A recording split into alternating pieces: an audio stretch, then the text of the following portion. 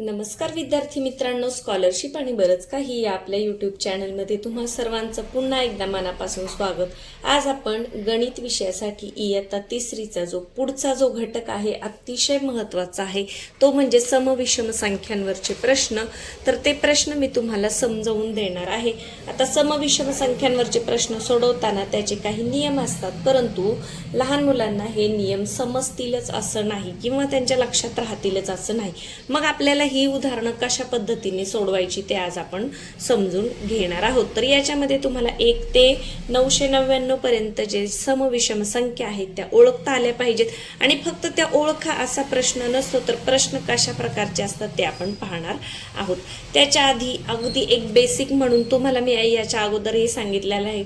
समसंख्या आपण कशाला म्हणतो की ज्याच्या एकक स्थानी 0, 2, 4, 6, 8 हे अंक असतात ती असते समसंख्या. आणि ज्यांच्या एकक स्थानी 1, 3, 5, 7, 9 यापैकी कोणताही अंक असतो ती असते विषम संख्या. आता हे तुम्हाला गेल्या वर्षी तुम्ही मंथनची परीक्षा दिली असेल तर तुम्हाला माहीत असेल.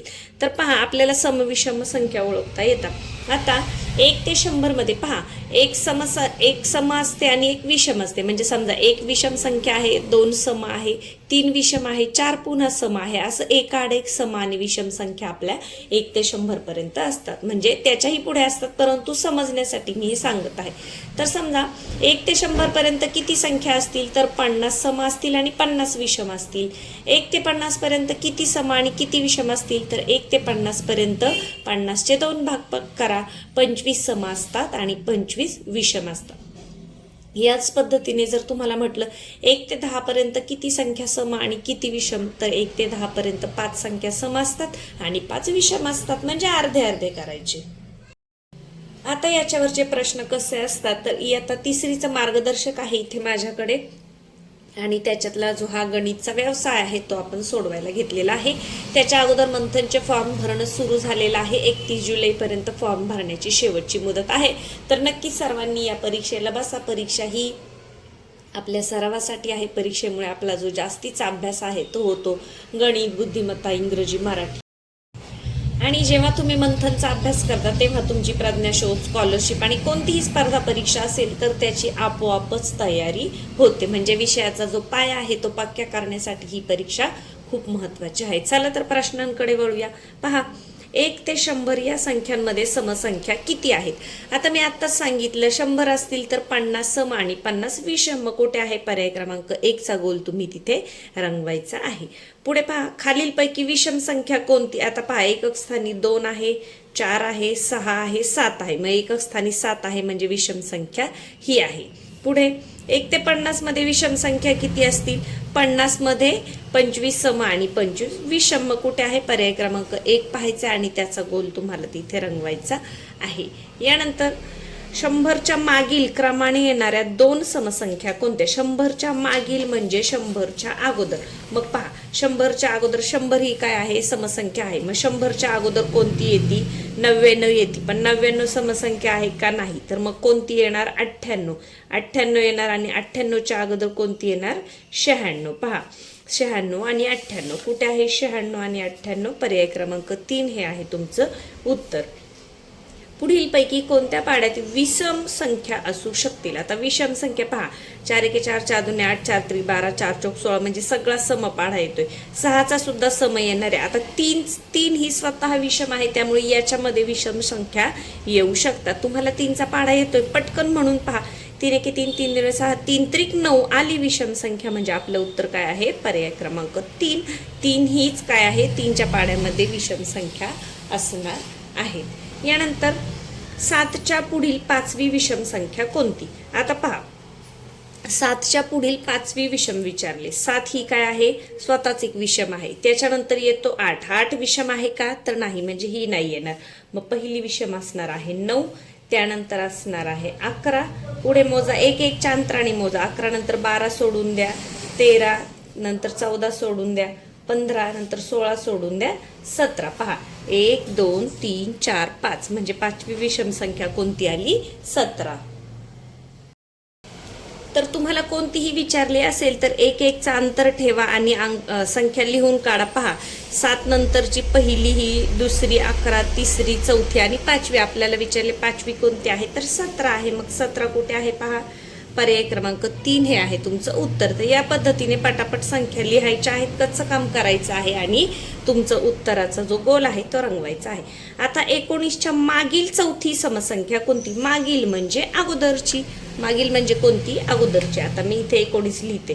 19 ही विषम संख्या आहे. 19च्या मागील चौथी सम विचारले. मग पहिली सम कोणती येणार आहे? 19च्या आधी 18, मग त्याच्या अगोदर येईल 16, त्याच्या अगोदर येईल 14, त्याच्या अगोदर येईल 12. पहा, 12, 13, 14, 15, 16, 17, 18, 19. आता पहा, 19च्या मागील, मागील म्हणजे अगोदर येणारी 1, 2, 3, 4, चौथी विचारलेली आहे ती कोणती आहे? 12. तर या पद्धतीने तुम्ही अगदी तोंडी सुद्धा हे करू शकता, परंतु प्रत्येकालाच ते समजेल असं नाही. पण आपल्याला पर्याय कसे दिलेत बघा. आता आपल्याला पर्याय 12 वगैरे नाही दिलेला. 19 - 4, 19 - 8, 19 - 7, 19 - 5. मग पहा, 19 मधून किती वजा करावे लागतील? 12 येण्यासाठी आपल्याला 19 मधून काय करावे लागेल? 12 वजा करावे लागतील, म्हणजे आपल्याला उत्तर मिळेल. तर पहा किती आले? 7. म्हणजे 19 - 7 हे असणार आहे आपलं उत्तर. 19 मधून 7 गेले तर 12 उरतात आणि आपल्याला विचारले 19च्या मागील चौथी समसंख्या कोणती? इथं डायरेक्ट 12 न देता 19 - 7 या स्वरूपामध्ये दिलेलं आहे. तर परीक्षेला अशाच प्रकारचे प्रश्न तुम्हाला विचारले जातात. आता जिथे मी व्हिडिओ बनवते त्याच्या समोरच रस्ता आहे, त्यामुळे थोडासा तुम्हाला मधून मधून गाड्यांचा आवाज येत असेल. पुढे पहा, 52 नंतर येणारी पहिली समसंख्या कोणती? 52 ही स्वतःच सम आहे. 52 नंतर 53 सोडून द्या, ती विषम आहे. नंतर कोणती आहे? 54. म्हणजे पहिली कोणती आहे? 54. पर्याय क्रमांक 4. कधी कधी एखादा प्रश्न एकदम सोपा असतो, कधी कधी एखादा प्रश्न जो असतो तो या पद्धतीने आपल्याला फिरवून विचारलेला असतो. पुढील पैकी कोणती संख्या सम असेल? पहा, 57 - 4. आता हे विषम आहे, हे सम आहे, म्हणजे ही समान असणार आहे. यानंतर 7 - 1 = 7, 57 × 1 केलं तर ही समान असणार आहे. 57 + 0 ही सुद्धा विषम आहे, परंतु 7 आणि 5 पहा, 12. 57 + 5, 7 आणि 5 12, 12शी 2 हात चाला 1, 5 आणि 1 6, म्हणजे 62 येते. तर एकक स्थानाची बेरीज वगैरे करून तुम्हाला पाहायची आहे. तर आपलं उत्तर काय आहे? पर्याय क्रमांक 4. हे जे व्यवसाय आहेत हे सरावासाठी याच्यामध्ये खूप छान वेगवेगळ्या प्रकारची उदाहरणं दिली आहेत. तर व्यवसाय मिळवा आणि जास्तीत जास्त सराव तुम्ही करत राहा. पुढचा प्रश्न पहा, खालीलपैकी कोणत्या स्थानावरील अंकांची किंमत विषम असू शकेल? किती सोपं आहे पहा. हजार, शतक, दशक, एकक. एकक स्थानावरूनच आपल्याला कळतं की एखादी संख्या ही सम आहे का विषम आहे. मग याचं उत्तर काय आहे? पर्याय क्रमांक 4. यानंतर 1 ते 100 दरम्यान दशक स्थानी 7 हा अंक असलेल्या किती विषम संख्या आहेत? आता पहा, दशक स्थानी 7 अंक पाहिजे. 7 अंक दशक स्थानी कुठे येणार आहे? 71च्या पाढ्यामध्ये किंवा 71, 72, 73 पासून, म्हणजे 70, 71, 70 ते 79 पर्यंत 7 हा अंक कुठे असणार आहे? दशक स्थानी असणार आहे. म्हणजे कसं पहा, हे पहा 70, इथे 6चा पाढा म्हणजे 61 पासून हे 70, त्यानंतर 71, 72 तर 79 पर्यंत. 80 मध्ये 8 दशक स्थानी येतो. तर याच्यामध्ये किती संख्या सम असणार आहेत असं विचारले तर हे किती अंक येतात? 10 येतात एका पाढ्यामध्ये, म्हणजे त्यापैकी निम्मे सम आणि निम्मे विषम. मग किती असणार आहे? तर 5 संख्या विषम असणार आहे. पर्याय क्रमांक 3 हे आहे तुमचं उत्तर. पुढे पहा, कोणत्याही विषम संख्येस 2 ने भागल्यास बाकी किती उरते? आता पहा, हे काही आपल्याला पाठ करत बसायचं नाही. कोणत्याही विषम संख्येस सांगितले ना, एखादी सोपी एकांकी विषम संख्या घ्या. मी घेतली 5, मग 5 / 2 करा. 2 ने 4, 5तून 4 गेले, उरला 1. म्हणजे कोणत्याही विषम संख्येला जर 2 ने भागलं तर बाकी किती उरते? 1 उरते. आता 5 ऐवजी आपण 9 घेऊन पाहूया. पहा, 2 × 2 = 4, 2 × 3 = 2 चोक 8, 2 चोक 8 आणि 9तून 8 गेला, उरला 1. म्हणजे कोणत्याही विषम अंकाला जर आपण 2 ने भागलं तर बाकी किती उरते? 1 अशी उरते. तर कुठे आहे तुमचं उत्तर? पर्याय क्रमांक 2 हे आहे तुमचं उत्तर. यानंतर खालीलपैकी कोणत्या संख्येतून 5 वजा केले असता समसंख्या मिळेल? हे तर तोंडी करू शकतो आपण. पहा, 6तून 5 गेले, 1 उरतोय, सम नाही.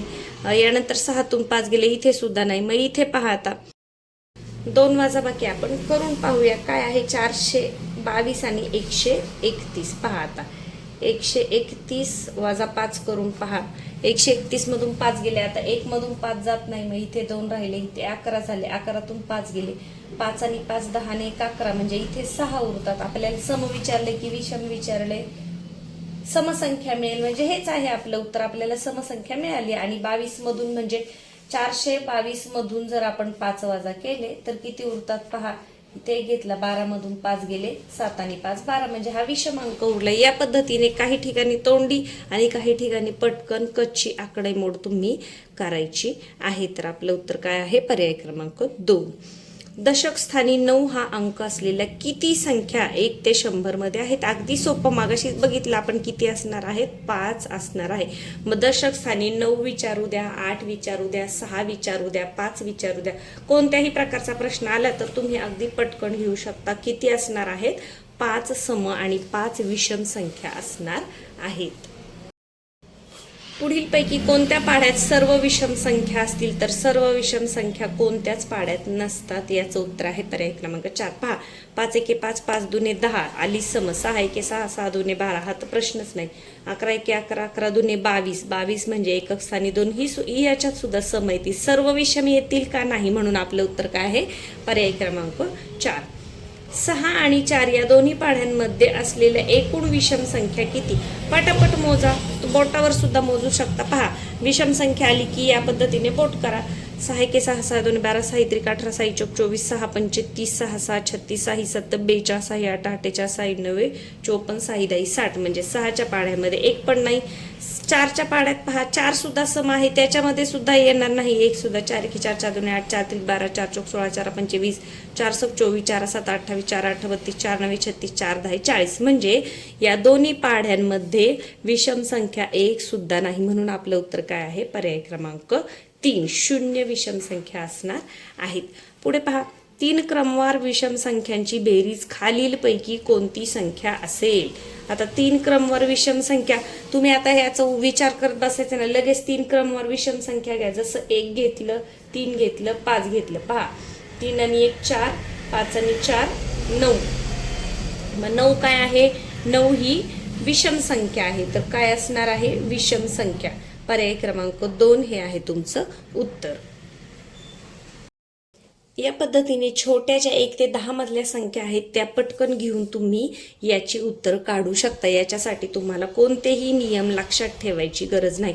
जेव्हा तुम्ही वरच्या वर्गात जाल तेव्हा मग मोठ्या मुलांना नियम असतात, ते त्यांच्या लक्षात राहतात, त्याच्यामुळे न सोडवत बसता ते पटकन करून टाकतात. पण आपल्यासाठी आपण 2री 3री 4थी पर्यंतचा पाहतोय, तर याच्यासाठी तुम्हाला काय करायचे, छोटे अंक घ्यायचे आणि पटापट क्रिया करून पाहायच्या आहेत. ही एक विषम संख्या आहे, तर खालीलपैकी विषम संख्या कोणती असेल. पहा, विषम संख्येमध्ये कितीचं अंतर असतं, म्हणजे विषम संख्येमध्ये आपण 1 मिळवला की सम येणार आणि विषम संख्येमध्ये 2 मिळवले की पुढची विषम येणार. मग +2 कुठे आहे, +2 हे आहे तुमचं उत्तर. जसं पहा, आता उदाहरण म्हणून मी समजावून सांगते. एक विषम संख्या आहे 1, मग याच्यामध्ये +2 मिळवले, 2 आणि 1 किती 3, म्हणजे पुढची विषम संख्या कोणती आहे 3. म्हणजे विषम नंतर विषम मिळवण्यासाठी 2च मिळवावे लागतात, सम नंतर सम मिळवण्यासाठी 2च मिळवावे लागतात. त्यामुळे देऊ द्या, ब देऊ द्या, क देऊ द्या, कोणतंही अक्षर असेल तरी काही फरक पडत नाही. आपण काय लिहायचे, +2 किंवा ब असेल तर +2. विषम नंतर विषम पाहिजे तर +2 करा, सम नंतर सम पाहिजे तर +2 करा, विषम नंतर सम हवी असेल तर +1 करा, सम नंतर विषम विचारली असेल तर फक्त +1 करा. एवढंच तुम्हाला लक्षात ठेवायचे. 703च्या मागील 2 क्रमवार विषम संख्या कोणत्या. आता पहा, 703च्या अगोदर काय असणार आहे, 701, त्याच्यानंतर काय असणार आहे, 701 असणार आहे आणि त्याच्या अगोदर म्हणजे 699. पहा, 699 आणि 701 कुठे आहे, 699 आणि 701, पर्याय क्रमांक 2 हे आहे तुमचं उत्तर.